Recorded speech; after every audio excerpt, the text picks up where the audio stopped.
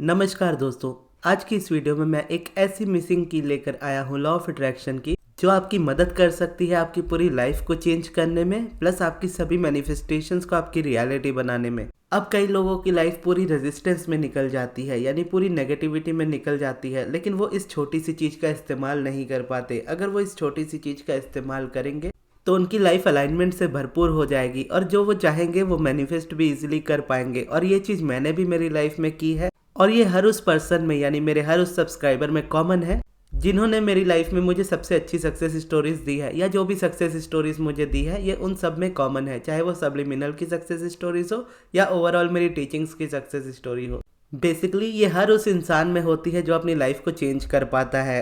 लेकिन ये मिसिंग की है क्या एक्चुअल में? ये मिसिंग की है लिसनिंग। इसका मतलब है सुनने की कला।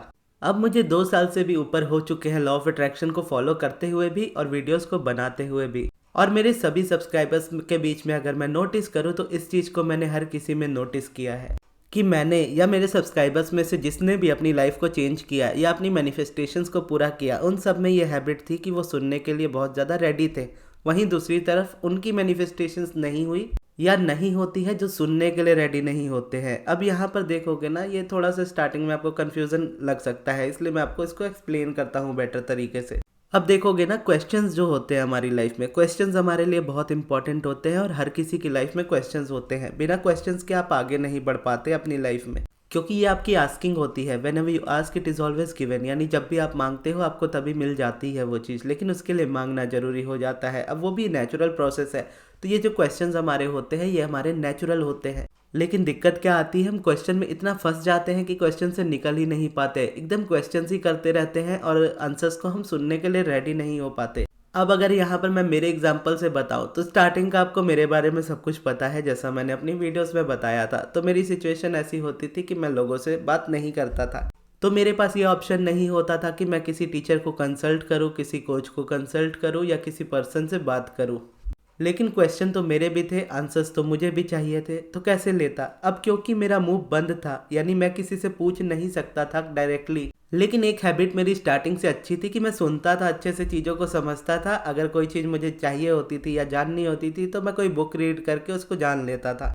तो बेसिकली भले मेरे पास कोई कोच डायरेक्टली नहीं था मेरी लाइफ में हेल्प करने के लिए, बुक्स हमेशा थी मुझे हेल्प करने के लिए, जैसे कि अब्राहम की बुक है या रेवती दी की वीडियोज़ है, आप समझ लो।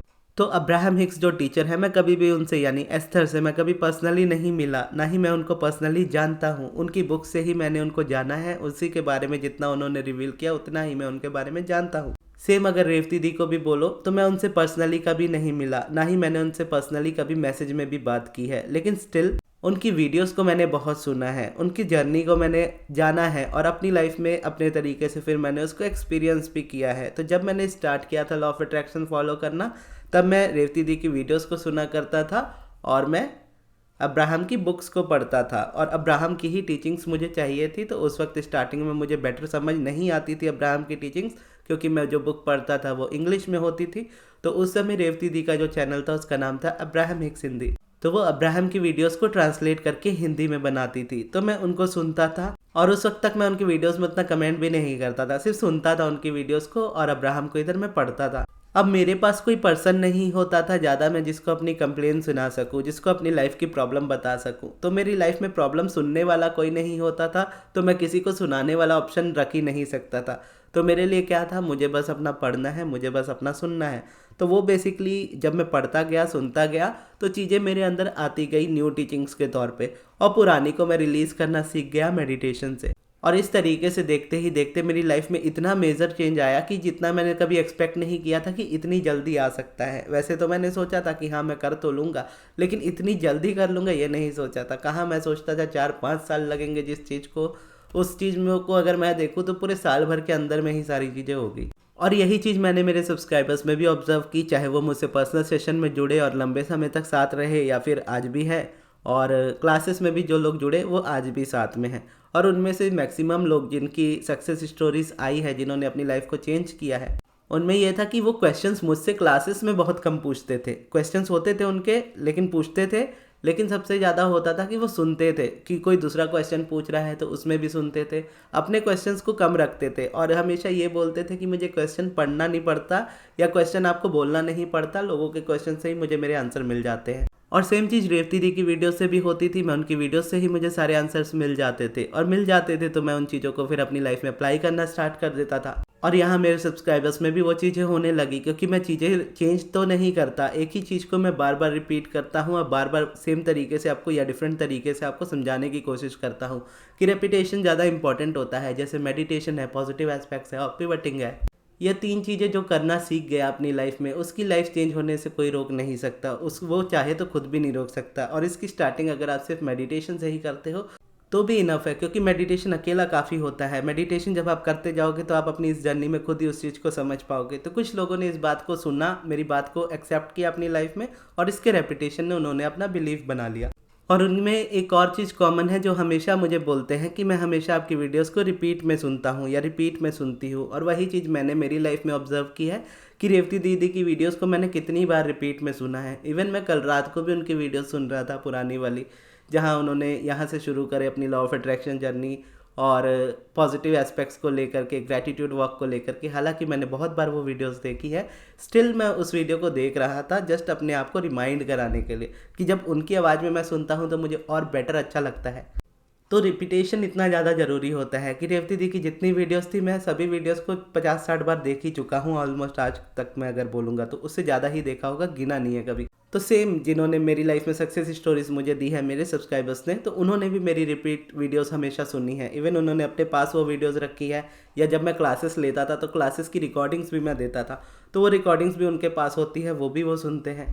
तो बेसिकली वो सुनते ज़्यादा है, बोलते कम है, क्योंकि क्वेश्चन के आंसर आपको सभी मेरी वीडियोस में ही मिल जाएंगे। लेकिन स्टिल होता है कि लगता है कि हमारा क्वेश्चन पर्सनल है तो हम अपना वापस से पर्सनल क्वेश्चन पूछ लेते हैं, तो उस जगह पे क्या होता है ना, क्वेश्चन में आदमी फंस जाता है। अब बहुत सारे कमेंट्स ऐसे होते हैं मेरी वीडियोस के नीचे जो मुझे जानबूझकर अवॉइड करने होते हैं, यानी मैं चाहता नहीं हूँ किसी के क्वेश्चंस को अवॉइड करना, लेकिन मैं अवॉइड इसीलिए करता हूँ ताकि सामने वाला खुद ये बात समझ पाए कि उसमें एबिलिटी है उस आंसर को ढूंढने की। इवन ऐसा नहीं है कि उसको बहुत सारी वीडियोस में ही घूमना पड़ेगा, उसको सेम ही वीडियो में सेम आंसर मिल भी जाएगा। लेकिन स्टिल ऐसा होता है कि मैं जस्ट वीडियो अपलोड करता हूँ और 1 सेकंड के अंदर एक क्वेश्चन आ जाता है कि इसका आंसर मुझे दे दो। अब उसका आंसर भले मैंने वीडियो में एक्सप्लेन किया होता है, लेकिन वो क्वेश्चन देख के फिर मैं इरिटेट हो जाता हूँ। और ऐसा नहीं है कि कोई न्यू पर्सन का क्वेश्चन होता है, सेम पर्सन का डेली क्वेश्चन होता है, सेम पर्सन को मैं सेम आंसर देता हूँ, स्टिल वापस आंसर करना होता है। तो ये चीज़ें एज अ पर्सन मुझे भी बहुत ज़्यादा इरिटेटिंग लगती है। अब ये चीज़ों से तो चलो धीरे धीरे करके मैं निकल ही रहा हूँ और बहुत हद तक निकल चुका हूँ। ये बेसिकली एक न्यू तरह की चीज़ हो जाती है कि जब तक अपनी लाइफ में मैं एज अ यूट्यूबर नहीं था, उससे पहले की जो मेरी लाइफ थी, तो मेरी लाइफ की जो प्रॉब्लम्स थी वो बहुत डिफरेंट थी। और यहाँ पर जब मैं आ गया इस जगह पे, तो ये सारी चीज़ें आने लगी जो बहुत न्यू थी मेरे लिए। कि मैं सोकर उठा हूँ, मेरे व्हाट्सएप में इतने लंबे लंबे मैसेजेस आए हुए हैं, या मेरे इंस्टाग्राम में इतने लंबे लंबे मैसेजेस आए हुए हैं जिसकी मुझे आदत नहीं है बेसिकली। और अगर मैं उसको पढ़ने पे आ जाऊँ तो मेरा सर दर्द होने लगता था स्टार्टिंग में। तो धीरे धीरे मैं इन चीज़ों को समझा कि हाँ, उन चीज़ों को आपको नहीं करना चाहिए जो आप नहीं करना चाहते हो, या आपको अपनी एनर्जीज़ को पहले प्रोटेक्ट करना चाहिए या अपनी एनर्जीज़ को बेटर रखना चाहिए, तब आप चीज़ों को आगे बेटर कर सकते हो। तो ये चीज़ें जो सुनने वाली होती है ना, एक्चुअल में बहुत ज़्यादा वैल्यूएबल है। अभी बोलने में कई बार लगता है कि हाँ, सामने वाला पर्सन एरोगेंट है, और मुझे मेरा एरोगेंस पसंद भी है। इस जगह पे अगर मैं देखूँ तो मुझे प्रॉब्लम नहीं है इससे, क्योंकि मैं इसकी वैल्यू को समझता हूँ कि एक्चुअल में ये कितना वैल्यूएबल है। कि जब आप सुनते हो ज़्यादा या पढ़ते हो ज़्यादा और सोचते हो कम, यानी कम एक्चुअल में देखा जाए तो आप नहीं सोच सकते, क्योंकि थॉट्स का फ्लो तो होता ही है। अब थॉट्स जितने भी हो, बस उसका डायरेक्शन सही होना चाहिए। ओवर थिंकिंग में इंसान तब फंसता है ना जब वो परेशान हो जाता है, जब स्टक हो जाता है लाइफ में, उसको लगता है कि मैं स्टक हूँ और उसमें से निकल नहीं पा रहा हूँ, तभी उस जगह पे परेशानी स्टार्ट होती है, हेडेक होने लगता है। लेकिन वहीं अगर आपके थॉट्स आपको अच्छा फील करा रहे हैं, आप कुछ पॉजिटिव सोच रहे हो, पॉजिटिव फील कर रहे हो, फिर चाहे थॉट्स जितने भी हो, आप कभी भी ओवर थिंकिंग में नहीं फंसोगे, आप हमेशा एक्साइटेड फील करोगे, खुशी रहोगे। तो बस ये एक हैबिट मैं चाहता हूँ कि आप सभी अपनी लाइफ में डेवलप करो। हैबिट होती है सुनने की, कि जब भी मैं कोई वीडियो अपलोड करता हूँ तो पहले उसको सुनो। अगर कोई क्वेश्चन आपका माइंड में है तो पहले उसको टाइप करके सर्च करो और मेरे चैनल पे देखो कि वो आंसर आपको मिलता है या नहीं मिलता है। ऐसा हो ही नहीं सकता कि वो क्वेश्चन का आंसर आपको मेरे चैनल पे मिले ना, क्योंकि लॉ ऑफ अट्रैक्शन में जितनी भी इंपॉर्टेंट चीज़ें हैं सारी मैंने अपलोड की हैं। अब टेक्निक्स को लेकर मैं वीडियोस नहीं बनाता, क्योंकि मैं उन चीज़ों पे बिलीव नहीं करता उतना, ना ही मैं पर्सनली उन चीज़ों को उतना यूज़ करता हूँ। जो जो चीज़ें मैं बिलीव करता हूँ या मैं यूज़ करता हूँ मेरे चैनल पे उससे सारी रिलेटेड वीडियोस आपको मिल जाएंगी। लेकिन अगर आपको लगता है कि वो वीडियो नहीं मिल रही है तो ऑब्वियसली है कि मैं बनाना नहीं चाहता उस टॉपिक पे। स्टिल अगर आपको लगे कि हाँ ये वाला टॉपिक रह गया है तो आप बोल सकते हो कि हाँ ये टॉपिक रह गया, ये टॉपिक को आप कवर कर दो, तब मैं उसको करता हुआ भी अच्छा लगूंगा। तो इस तरीके से ये एक हैबिट है जो आपको डेवलप करनी चाहिए या आपकी लाइफ में पूरी हेल्प करेगी आपको, सिर्फ मैनिफेस्टेशन में नहीं, लाइफ की सारी चीज़ों में हेल्प करेगी आपको। जब आप सुनते हो ना तो सुनने के लिए आपको शांत होना पड़ता है, आप बिना शांत हुए सुन नहीं सकते, और शांत होना एक मेडिटेटिव स्टेट ही है। तो जब आप सुन रहे हो और अपने अंदर से कुछ बार बार रिपीट नहीं कर रहे हो तो जो थॉट्स और बिलीव्स का क्लैश होता है ना, वो क्लैश नहीं होता फिर उस जगह पे। जैसे अगर मैं कर्मा पे वीडियो बनाता हूँ और बोलता हूँ कि मैं कर्मा पे बिलीव नहीं करता और आप स्ट्रांगली बिलीव करते हो उस सब्जेक्ट पे, तो क्या होगा कि आप अपना बिलीव दोगे, मेरे सब्जेक्ट को सुनोगे, लेकिन क्लैश होगा उस जगह पे, और उस क्लैश का अगर आप देखोगे तो कोई फ़ायदा नहीं है। क्योंकि कर्मा पे बिलीव करना या नहीं करना ये टोटली पर्सनल चॉइस होती है, और मैं नहीं बिलीव करता और सामने वाले के बिलीव करने से मुझे कोई प्रॉब्लम नहीं है, क्योंकि हर तरह के बिलीव्स इस दुनिया में एग्जिस्ट करते हैं और सभी एक दूसरे के साथ एक तरीके से रह सकते हैं। ये मैंने को क्रिएशन वाली वीडियो में बताया था कि सभी का कंट्रीब्यूशन जो होता है इक्वल होता है और ज़रूरी होता है। लेकिन इस तरीके से हम अपने थॉट्स के साथ उसको क्लैश कर देते हैं ना, तो परेशानी अपनी लाइफ में खुद क्रिएट कर लेते हैं। लेकिन अगर आप जस्ट उसको एक ओपन पर्सपेक्टिव से सुनने की कोशिश करो, समझने की कोशिश करो, तो आपको बेटर चीज़ें समझ में आएंगी। और अब्राहम की टीचिंग्स अगर मैं देखूं, इतनी सिंपल है लेकिन मोस्टली लोगों को बहुत ज़्यादा मुश्किल लगती है, और वो मुश्किल लगने का रीज़न यही है क्योंकि अब्राहम की जो टीचिंग्स है ना, वो पूरी एक तरीके से बोलोगे सेंटर में आप समझ सकते हो उसको। कोई जजमेंट नहीं है, कोई परेशानी नहीं है, एक ऐसी है जिसमें कोई भी फिल्टर नहीं है। बेसिकली एज इट इज़ चीज़ें हैं कि अपना बिलीफ अपने बनाओ, आपके रिलीजियस बिलीफ को कोई छेड़ नहीं रहा, आपके पर्सनल बिलीफ्स को कोई छेड़ नहीं रहा, बस आपको अलाइनमेंट और रेजिस्टेंस के बारे में बताया जा रहा है। आपको सही गलत के बारे में नहीं बताया जा रहा, आपको बस ये बताया जा रहा है कि मैनिफेस्टेशन कैसे होती है। अब आप डिसाइड करो कि आपको मैनिफेस्ट क्या करना है। अब फिर इसमें कई बार लोग लड़ने लगते हैं कि क्यों सही गलत कुछ नहीं होता, इसका मतलब गलत करने लगे। लेकिन इसका अगर आप डीप मीनिंग इसीलिए बस नहीं समझ पाते क्योंकि सुनने में हम उस जगह पे परेशान हो जाते हैं। सही गलत कुछ नहीं होता, इसका बेसिक मतलब ये होता है कि जब आप अच्छा फील करते हो आप अलाइनमेंट में होते हो, और जब आप अलाइनमेंट में होते हो आप किसी का बुरा कभी कर नहीं सकते, क्योंकि आपको कभी किसी का बुरा करके हुए अच्छा फील नहीं होगा, आप अच्छा करके ही अच्छा फील करते हो। तो ये इसका एंड मीनिंग अगर आप देखोगे, मैं बेसिकली पर्सनली इस तरीके से मैंने इसको एक्सपीरियंस किया है। अब बहुत सारी चीज़ें ऐसी थी स्टार्टिंग में जो मैं नहीं बिलीव कर पाता था, जैसे ये वाली एक बात जो मैंने अभी जस्ट बताई, और एक ये बात होती थी कि जहाँ अब्राहम कहती थी कि अपनी लाइफ का क्रेडिट या ब्लेम किसी और को मत दो, यानी आपकी लाइफ में जो भी हो रहा है अच्छा या बुरा दोनों के जिम्मेदार आप हो, तो उसका क्रेडिट भी किसी को मत दो, ब्लेम भी किसी को मत दो।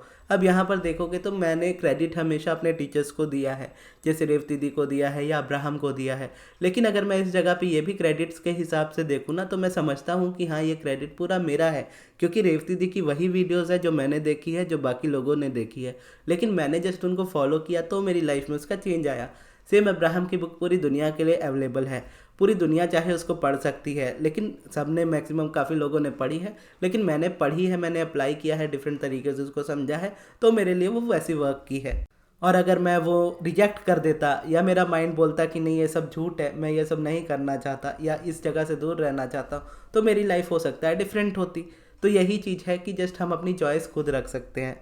वो मीम देखा है ना आपने, वाह, एक साइड वो लड़का ग्रीन शर्ट में रहता है वाह, और दूसरे साइड बोलता है हट छी छी। तो बस हम वही करते रह जाते हैं, एक चीज़ जगह पे वाव भी करते हैं, दूसरी जगह पे छी छी भी करते हैं। तो इस जगह पर अगर आप देखोगे तो बस वाव वाली फीलिंग में हमको अपने आप को रखना होता है, छी वाली जो चीज़ें आपको लगती है उससे पहले ही दूर रहो।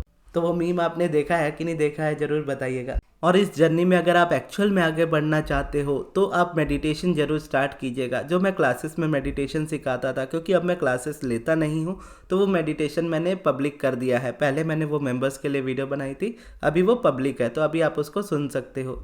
और आपको साथ ही साथ एक सक्सेस स्टोरी भी दे रहा हूँ जो मेरी एक स्टूडेंट की है, और मेरी बहुत फेवरेट है वो स्टोरी, कि एक्चुअल में अलाइनमेंट कितनी स्ट्रांग है और कैसे वर्क करती है, और अलाइनमेंट में रहने से कैसे आपकी पूरी लाइफ चेंज हो जाती है। तो आपकी ये स्क्रीन के लेफ्ट साइड पे सक्सेस स्टोरी वाली वीडियो है, और राइट साइड पे जो वीडियो है वो मेडिटेशन वाली वीडियो है। यहाँ से जा करके आप देख सकते हो आपको जो पसंद आए, और ये वीडियो आपको कैसी लगी कमेंट्स में ज़रूर बताइएगा। और इस वीडियो को यहाँ तक देखने के लिए बहुत बहुत धन्यवाद।